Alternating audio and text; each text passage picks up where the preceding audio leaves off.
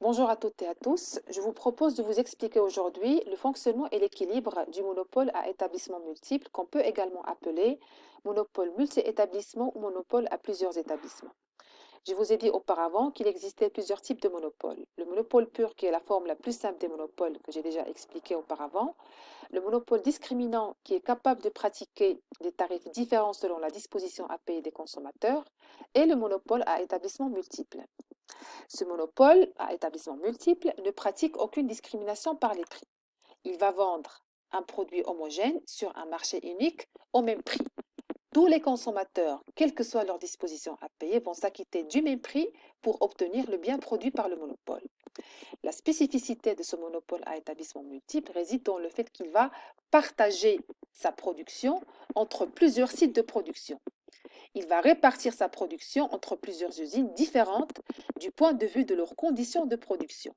Ainsi, chaque site va posséder sa propre fonction de coût qui va être forcément différente des autres. Par simplification, je vais considérer le cas d'un monopole qui va répartir sa production entre deux sites de production seulement, le site 1 et le site 2. Je rappelle que chaque site de production va posséder sa propre fonction de coût parce que les conditions de production ne sont pas les mêmes dans les deux sites. Alors, la quantité totale produite par le monopole sera grand X. Cette quantité grand X est répartie entre une quantité X1 produite dans le site 1 et une quantité X2 produite dans le site 2. La quantité grand X va être égale à la somme de X1 et de X2. Pour la troisième fois, je rappelle que les conditions de production dans le site 1 vont être différentes des conditions de production dans le site 2.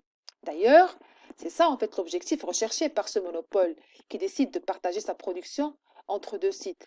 Peut-être qu'il cherche à se rapprocher d'une source de matière première ou qu'il cherche à se rapprocher de facteurs de production qui sont accessibles à des prix faibles relativement aux autres sites de production. Étant donné ce que je viens de dire, le coût total de la quantité totale produite par le monopole va être égal au coût total supporté par le site 1 pour produire la quantité X1 et le coût total supporté par le site 2 pour la production de la quantité X2. Je vais obtenir la chose suivante. Ct de grand X égale à Ct1 de X1 pour le site 1 plus Ct2 de X2 pour le site 2. Ct1 de X1 est le coût de production du site 1 et Ct2 de X2 est le coût de production du site 2. Étant donné que le monopole ne pratique aucune discrimination par les prix, la recette totale du monopole va être égale à la quantité totale produite par le monopole grand X multipliée par le prix de vente, par P de X. Les consommateurs ne vont pas supporter des prix différents en fonction des sites de production. L'ensemble de la quantité produite par le monopole sera payé au même prix par les consommateurs. Ce produit va être égal à P de X1 plus X2 parce que grand X est égal à cette somme, facteur de X1 plus X2.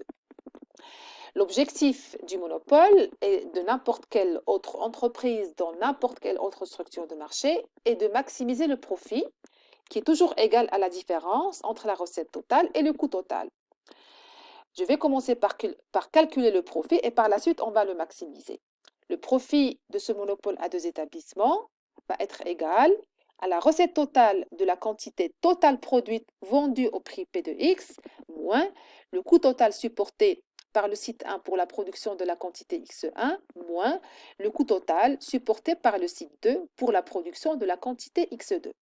Le monopole est rationnel, il va chercher à maximiser le profit, puis en maximisant la différence entre la recette totale et les coûts totaux des deux sites de production. L'objectif de ce programme d'optimisation est de déterminer la quantité optimale que le monopole doit produire dans le site 1 X1 étoile et la quantité optimale qu'il doit produire dans le site 2 X2 étoile. Comme n'importe quelle fonction, le profit admet un maximum sous deux conditions. Les conditions de premier ordre qui stipulent qu'il faut que la dérivée première du profit par rapport à x1 et par rapport à x2 soit nul et les conditions de deuxième ordre qui disent que il faut que la dérivée seconde du profit par rapport à ces deux paramètres, x1 et x2, soit inférieure à 0. Je vais omettre les conditions de deuxième ordre pour me focaliser uniquement sur les conditions du premier ordre. Voici. Donc, ici, je vais calculer la dérivée partielle du profit par rapport à x1. Pourquoi je parle de dérivée partielle? Parce que, comme vous pouvez remarquer par vous-même, le profit ici dépend de deux arguments. Il dépend de la quantité x1 produite par le site 1 et de la quantité x2 produite par le site 2.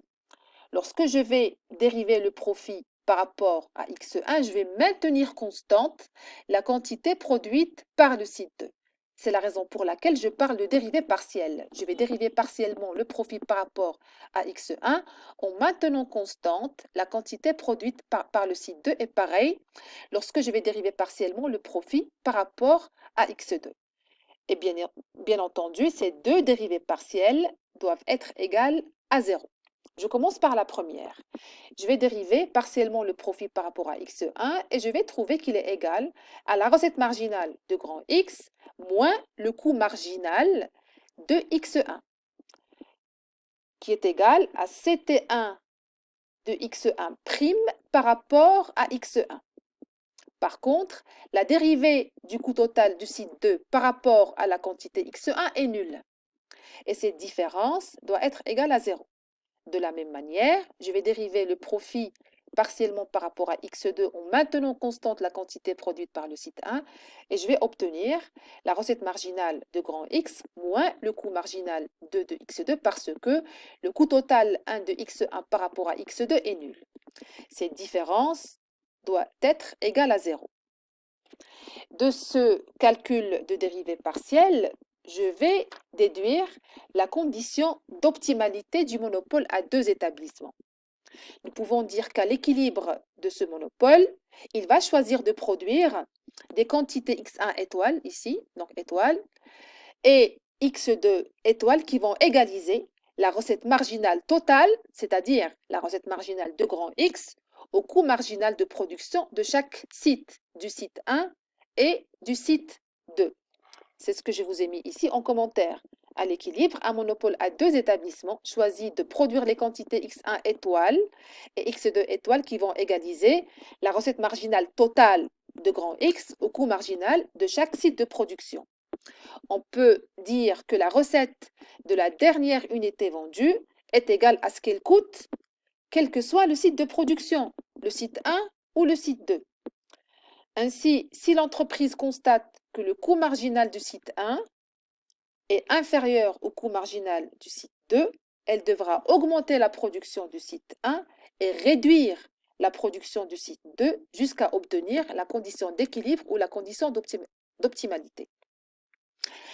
Maintenant, je vais vous montrer comment déterminer graphiquement l'équilibre du monopole à deux établissements. La détermination graphique de ce monopole va se faire en deux étapes. Dans la première étape, on va déterminer le coût marginal agrégé, le coût marginal de grand X qui est la somme de x1 et de x2. Et dans un deuxième temps, dans une deuxième étape, on va déterminer l'équilibre en confrontant les fonctions de coûts marginaux avec les fonctions de recettes. Mais avant, commençons par cette première étape dans laquelle on va déterminer le coût marginal agrégé. Je vais reprendre mon graphique habituel dans lequel j'exprime sur l'axe des abscisses les quantités et sur l'axe des ordonnées le prix et les fonctions de coûts marginaux. Je vais considérer que la fonction de coût marginal du site 1 et la fonction de coût marginal du site 2 sont croissantes et linéaires, comme vous voyez devant vous, pour la courbe en rouge et la courbe en bleu. La courbe de coût marginal agrégé, ici en vert, le coût marginal en vert, va être obtenue en sommant horizontalement les quantités produites dans chaque site, en faisant la somme des quantités produites dans chaque site. Le coût marginal total est de ce fait égal au coût marginal, j'ouvre la parenthèse, de x1 plus x2. Pour un niveau quelconque de coût marginal, A par exemple, il va exister une quantité x1 dans le site 1 et une quantité X2 dans le site 2, comme vous voyez sur le graphique. Le coût marginal agrégé est donc égal au coût marginal de grand X, c'est-à-dire de X1 plus X2. Maintenant que nous avons déterminé le coût marginal agrégé, on va trouver très facilement l'équilibre de ce monopole à deux établissements, comme je vais vous montrer tout de suite après.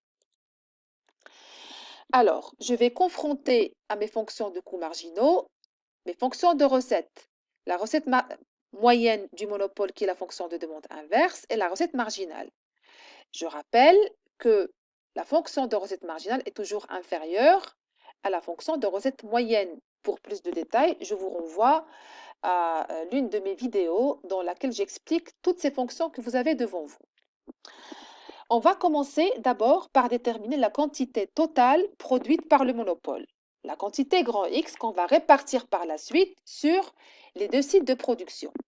Donc l'équilibre du monopole, comme d'ailleurs ce qu'on a vu dans le monopole pur, va être atteint à l'égalité entre la recette marginale de grand X et le coût marginal agrégé, le coût marginal en vert. Ce point d'intersection entre le coût marginal total et la recette marginale va nous permettre de déterminer la quantité totale que doit produire le monopole. Cette quantité totale, grand X, va être par la suite répartie entre les deux sites de production, le site 1 et le site 2. Maintenant qu'on a trouvé cette quantité d'équilibre grand X, on va déterminer le prix de vente. Je vous ai dit tout à l'heure que le monopole ne pratique pas de discrimination par le prix. Il va vendre toute cette quantité grand X à un prix unique.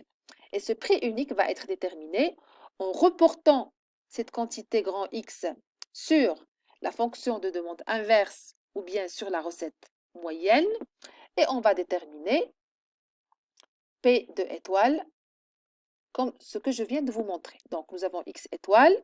On va la reporter sur la fonction de demande inverse à recette moyenne et on va déterminer le prix P étoile. Encore une fois, le monopole ne pratique pas de discrimination par les prix. Il va vendre son bien à un prix unique, P étoile, obtenu en reportant la quantité d'équilibre X étoile sur la courbe de demande inverse. Maintenant qu'on a obtenu X étoile et P étoile, on va répartir la production entre les deux sites, le site 1 et le site 2. Pour ce faire, il suffit de reporter la quantité X étoile sur le coût marginal du site 2 pour avoir la quantité optimale du site 2. Et on va également la reporter de la manière que je vous montre sur le graphique. Donc X étoile, on va la reporter sur le coût marginal du site 1 pour avoir en abscisse la quantité optimale du site 1.